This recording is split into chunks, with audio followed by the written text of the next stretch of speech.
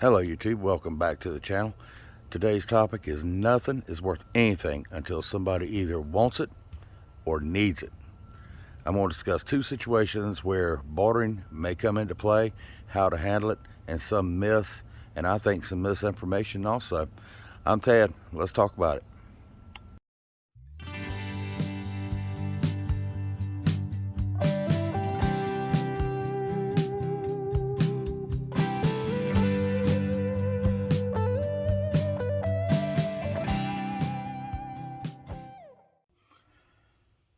Alright guys, let's talk about two situations.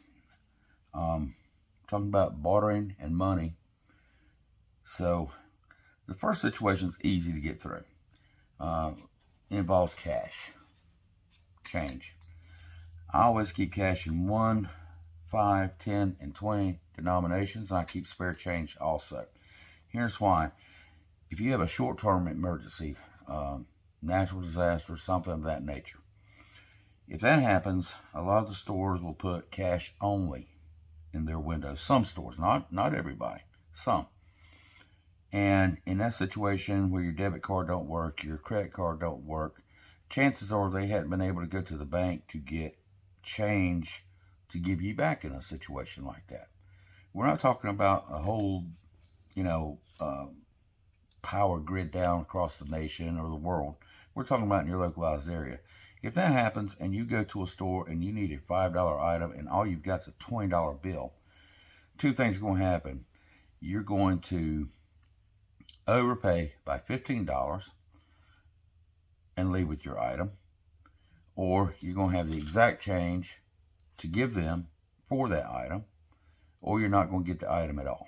So that's where this is going to come in the smaller denominations and having change on hand to make sure that you can purchase it, any item you need with for the exact amount. So that's where that's going to come in handy. So for the rest of the video, we'll talk about it a little bit more, but for the rest of the video, that's pretty much out of the equation. Because what they're telling us is that every radio commercial you see now or hear now, every TV ad is telling you to buy gold and silver because of the upcoming collapse. You're hearing on the other prepper channels, there's going to be digital currency. China's going to wipe out the bank accounts. We're going to be all broke. We're going to be in a barter situation. These places are telling you to buy gold and silver like crazy because paper money is going to be worthless. So that brings me to one point. I buy a little bit of silver and gold. I've got a little bit on hand, mostly for just collection purposes. I've got some that I barter with, but we'll talk about it. The TV, all these stations and commercials are telling you to buy. This is a 10-ounce silver bar. Spot price today, $22.49 per ounce. So a 10-ounce bar is going to be $224.90. Now, what gets me is all these commercials are telling me that I need to buy gold or silver in this form, and they want my paper money that's going to be worthless to pay for it. Now, if this is going to be worthless, and this is going to be the new game in town, why do they want this? It's not going to be any good by what they're telling you. So I don't know if you're buying into that or not. And let me just say, this is not financial information. I'm not trying to tell you what to do. I'm telling you what I do and the way I look at things. So now that we got the TV ads out of the way and all that, I guess if you're a multi-millionaire and you want to hedge your bets against, inflation, etc., and you want gold bars and a lot of bullion sitting around to protect your fortune, that's great. I don't begrudge anybody for doing that. It don't matter to me. I'm just telling you what I do. Hopefully somebody can take something out of this video. Like I said in the beginning of the video, that nothing is worth anything until somebody else wants it. So, for instance, if you've got these silver bars here, and you're in a grid down situation, number one, if the dollar is worthless, what is the value of an ounce of silver going to be? This is 99% pure silver. Don't know what denomination it's going to be worth. And if it is, if you're going to try to trade with it, if you can find someone that needs silver and you need something they have, fuel, a piece of equipment, a certain service, then maybe you can use that. In place of that, what I would use for bartering is junk silver. And it's called junk silver. It's just circulated silver. Usually junk silver is anywhere between 70% to 90% silver. You can buy this through a coin dealer. It comes in quarters, silver dollars, half dollars, dimes, etc. That's what I would use to barter with. And I would also use these bullion coins. You can buy these. It's nothing but pure silver. This one's got a John Deere tractor on it. That means nothing. It means nothing. It is only worth what an ounce of silver is worth today. There's no mint state value to it. It's going to be scratched up. It doesn't matter. It's still an ounce of silver. That's all it's worth. If you buy commemorative coins, like I do once in a while as gifts or to collect, you're going to pay a lot more for this than spot. Say spot price is $22.49. Let's say you're going to pay $50 for this. Okay, just because it's hand painted and it's got a certificate of authenticity. Now, in a grid down situation, all that goes out the window. It don't matter. It could be the most sought after collectible coin in the world. It's not going to matter. It's silver. It's an ounce of silver, no more, no less in that situation. That's all it is. Unless you find a collector that is just dying to have it and is willing to trade you something for it. But most people on the street are not going to look at that as a nothing more than an ounce of silver, guys. So don't buy these if you're trying to build up, a hedge against the dollar. If you're trying to build up against a hedge against the dollar, you'd want to buy silver bars, junk silver, and silver bullion coins. Nothing fancy about them. It is what it is. If spot price jumps to $100 tomorrow, that's going to be worth $1,000. That's all that's going to be. But in a grid down situation where everything's collapsed, who sets the value of silver? It's going to be supply and demand, probably.